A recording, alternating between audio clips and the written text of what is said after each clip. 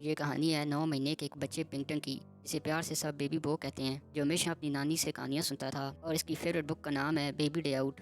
Bing की नानी इस बुक से कहानी सुनाते सुनाते बोर हो गई थी, पर बेबी बिंग इसी बुक से कहानी सुनना पसंद करता था। ये कहानी थी एक बच्चे के बारे में जिसका नाम था बेबी बो, और वो अपनी नानी के साथ एक दिन बाहर घूमने निकला था और इसी घूमने के एक्सपीरियंस के बारे में ही लिखा था। बेबी बिंग बड़े मजे से यह कहानी सुनता जा रहा था।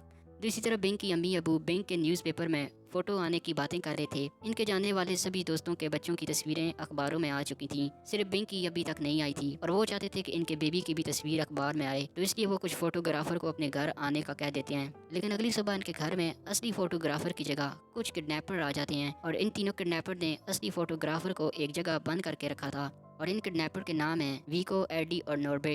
एडी इनका लीडर था। बिंग की अम्मी एडी से कहती है कि इन्हें बेहतरीन फोटो चाहिए, और एडी बिंग की अम्मी को ये बहाना बनाकर भेज देता है कि इनकी ड्रेस फोटो के लिए अच्छी नहीं रहेगी। और वो ये भी चाहता है कि बिंग को कुछ देर के लिए इन लोगों के पास अकेला छोड़ दिया जाए, ताकि बिंग इनके साथ थोड़ा खुल मिल जाए, जिससे फोटो लेने में आसानी हो। ये सुनकर सभी लोग वहाँ से चले जाते हैं, और जाते वक्त बिंग की नानी एडी से कहती है कि अगर बिंग रोए तो इसे इस बुक से कहानी सुना देना, क्योंकि इसे वो कहानी पसंद है।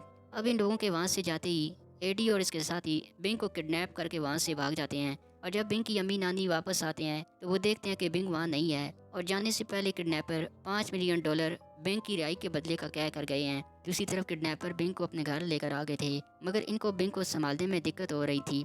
दूसरी तरफ बिंग के घर में इन्वेस्टिगेशन के लिए पुलिस आती है। नार्वे लोरी सुनाकर बिंग को सुलाने की कोशिश करता है, लेकिन लोरी सुनाते सुनाते वो खुद ही सो जाता है। ये लोग आते वक्त बिंग की बुक भी अपने साथ लेकर आ गए थे, जिसको बिंग खोल कर देखता है, और इस बुक में कबूतर की फोटो थी, और जैसा कबूतर इसकी बुक में था वैसा कबूतर बिंग खिड़की में भी देखता है। और वो इस कबूतर का पीछा करते करते खिड़की से बाहर छत पर चला जाता है, और वो छत के ऊपर जाकर खिड़की से नीचे देखता है, जहाँ एडी और वीको बैठे हुए थे। और बिंग का थूक एडी के कंधे पर गिरता है, और एडी और वीको देखते हैं कि बिंग छत पर है, और वो लोग कमरे में जाकर देखते हैं कि नॉर्वे सोया हुआ है। इसके बाद वो छत पर जाकर बिंग को पकड़ने जाते हैं, लेकिन बिंग छत पर एक बाले की मदद से एक दूसरे घर की छत पर चला जाता है। एडी जब छलांग लगाकर दूसरी छत पर जाने की कोशिश करता है, तब वो नीचे जमीन पर गिर जाता है, और बिंग इनके सामने रेंगता हुआ चला जाता है। रास्ते में जाते जाते इससे एक ब्लू कलर की बस दिखाई देती है, बिल्कुल वैसे ही जैसी इसकी बुक में थी, और वो इस बस में चढ़ जाता है। और एडी, नॉर्वे और वीगो इसे बस में देख लेते हैं, और ये लोग इस बस का पीछा करते हैं। लेकिन बिंग इस बस की एक औरत के बैग में गिर जाता है,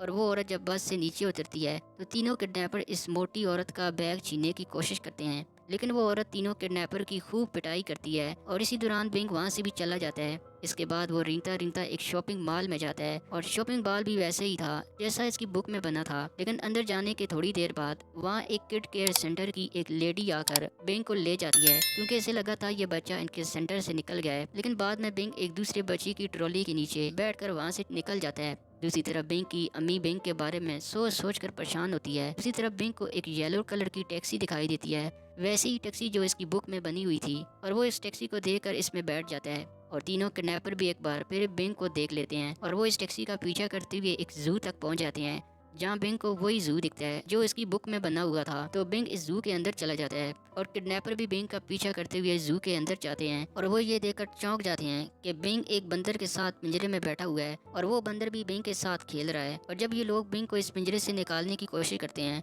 तो वो गुरीला तीनों किडनैपर की बारी बारी धुलाई करता है। इसके बाद पिंजरे की दूसरी तरफ से गुरीला बिंग को बाहर भेज देता है, और बिंग अब एक बाग में है। दूसरी तरफ बिंग के घर में एक आदमी कॉल करके बिंग के बारे में जानकारी देता है, जिसके बाद बिंग के अम्मी अबू और पुलिस इस बताए हुए घर में जाते हैं, लेकिन इन्हें इस घर में इनका बेबी नहीं मिलता। इसके बाद एडी बिंग को बाग में पकड़ लेता है, लेकिन तभी वहाँ दो पुलिस वाले आ जाते हैं, और वो लोग बिंग को छुपा लेते हैं, और तीनों बदमाश पुलिस वालों को अपनी बातों में लगाते हैं। इसी दौरान बिंग एडी के लेटर से इसकी पैंट चलाकर वहाँ से भाग जाता है। यहाँ से भागने के बाद बिंग एक बिल्डिंग की इमारत के बेंच में बैठ जाता है। बिंग को ढूंढते ढूंढते तीनों बदमाश भी वहाँ तक पहुँच जाते हैं, पर बिंग बिल्डिंग के काफी ऊपर वाली मंजिल पर पहुंच चुका था, जिसको पकड़ने के लिए किडनैपर भी ऊपर चले जाते हैं। लेकिन शाम के 5 बज चुके थे, और सारे वर्कर वहां से जाने लगते हैं, जिसकी वजह से एडी ऊपर बिल्डिंग पर ही फंस जाता है। दूसरी तरफ पुलिस वाले आकर बिंग की अम्मी अब्बू को बताते हैं कि सुबह से बिंग फलां फलां जगह पर देखा गया है। और ये सब सुनकर बिंग की नानी को समझ आ जाती है कि बिंग वो सब कुछ फॉलो कर रहा है जो उसकी बुक की कहानी में लिखा था, और अगर ऐसा है तो इसे पता है कि अब बिंग आगे कहाँ जाने वाला है। वो कहती है कि बिंग अब ओल्ड सोल्जर होम में जाएगा, जिसके बाद बिंग के मम्मी पापा, पुलिस और नानी एक साथ मिलकर ओल्ड सोल्जर होम में जाते हैं, जहाँ वो बेबी को देखते हैं। बिंग को देखकर इसके अम्मी अबू बहुत खुश हो जाते हैं,